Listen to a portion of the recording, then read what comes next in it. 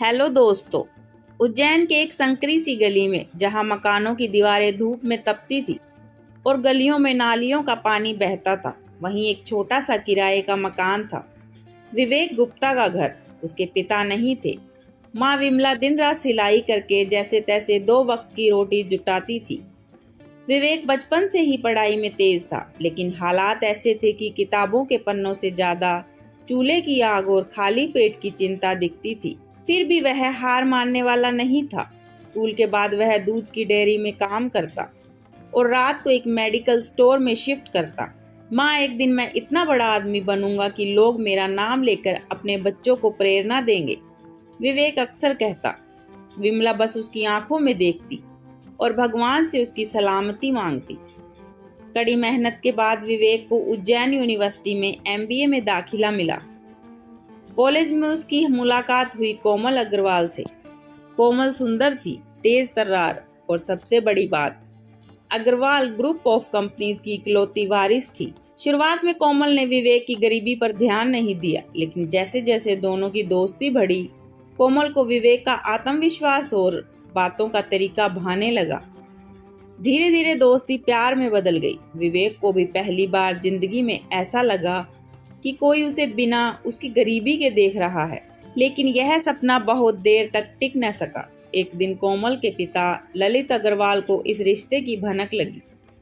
उन्होंने कोमल को बुलाकर सख्ती से कहा, हम अग्रवाल हैं, करोड़ों की कंपनी है हमारी, तू एक सिलाई करने वाली के बेटे से शादी करेगी, लोग क्या कहेंगे। कोमल टूट गई। उसने विवेक को मिलने बुलाया और कहा, मैं तुमसे प्यार करती हूँ विवेक, लेकिन मैं तुम्हारे साथ अपना भविष्य नहीं देख सकती।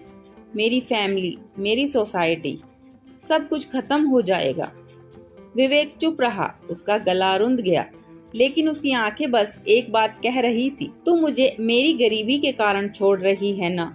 एक दिन देखना, मेरी पहचान मेरी गरीबी नहीं, मेरी सफलता होगी। कोमल की बातों ने विवेक को तोड़ दिया, लेकिन उसने हार नहीं मानी। कॉलेज खत्म होते ही उसने नौकरी करने की बजाय खुद का बिजनेस शुरू करने का फैसला किया। 5,000 रुपए उधार लेकर उसने शहर में एक छोटी सी चाय की गाड़ी शुरू करी, एमबीए चाय वाला नाम से। लोगों ने उसका मजाक उड़ाया, कहा एमबीए किया है और चाय बेच रहा है। लेकिन धीरे धीरे विवेक की मेहनत रंग लाने लगी। उसकी चाय के स्वाद और ईमानदारी की बातें दूर दूर तक फैलने लगी। फिर उसने 2 गाड़ियां, फिर एक छोटा कैफे और उसके बाद एक रेस्टोरेंट खोला। बैंक से लोन लेकर उसने एक फूड स्टार्टअप की शुरुआत की, स्वाद नगरी। 5 सालों में विवेक पूरे उज्जैन का जाना माना नाम बन चुका था। और फिर एक दिन उसने अपने शहर के बीचों बीच एक मॉल का सपना देखा, गरीबों के लिए एक ऐसा मॉल जहां छोटे दुकानदार भी दुकान खोल सकें। विवेक ने जमीन खरीदी, काम शुरू हुआ और 3 साल में उज्जैन में ग्लोरी मॉल बनकर तैयार हो गया। विवेक गुप्ता का सपना। उधर कोमल की जिंदगी वैसी नहीं चली जैसी उसने सोची थी। उसके पिता ने उसकी शादी दिल्ली के एक बड़े बिजनेसमैन से करवा दी थी, लेकिन शादी के कुछ साल बाद ही उसका तलाक हो गया। अब कोमल अपने पिता की फर्नीचर कंपनी में काम करती थी, लेकिन कंपनी घाटे में जा रही थी।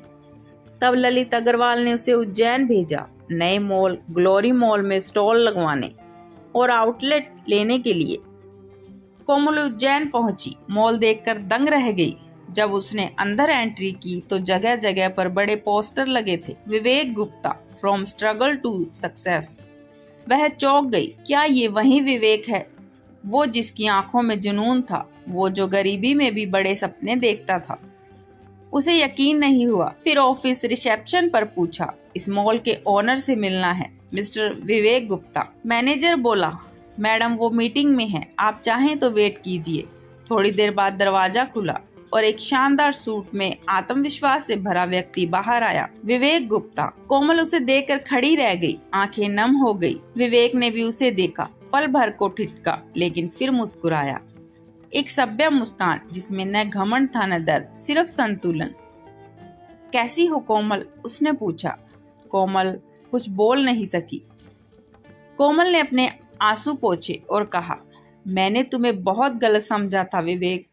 उस वक्त मुझे लगता था कि पैसा ही सब कुछ है, लेकिन आज समझ आया कि इंसान का असली मूल्य उसकी सोच और मेहनत में होता है। माफ कर दो। विवेक ने गहरी सांस ली और कहा, मैं तुम्हें दोष नहीं देता, शायद उस समय में भी खुद को साबित नहीं कर पाया था, लेकिन आज मैं ये जरूर कह सकता हूँ, मैं उस वक्त गरीब था लेकिन हिम्मत और इरादे से अमीर था। कोमल ने झिझकते हुए कहा, अगर मॉल में एक स्टॉल दे दो, मैं यहाँ काम करना चाहती हूँ। विवेक मुस्कुराया, तुम्हें स्टॉल नहीं पूरी एक ब्रांच मिलेगी, लेकिन इस बार मालिकाना हक मेरा ही रहेगा। दोनों हंस दिए, लेकिन दिलों में कुछ अनकहा रह गया जो शायद कभी न पूरा हो सके, लेकिन एक नई इज्जत की शुरुआत जरूर बन गया। दोस्तों, जिसे गरीबी की वजह से छोड़ा गया, एक दिन वही गरीबी उसकी ताकत बन गई और वह ताकत पूरी दुनिया को बदलने लगी। दोस्तों, कहानी अच्छी लगी हो तो वीडियो को लाइक करें, कमेंट करें और चैनल को सब्सक्राइब जरूर करें। धन्यवाद।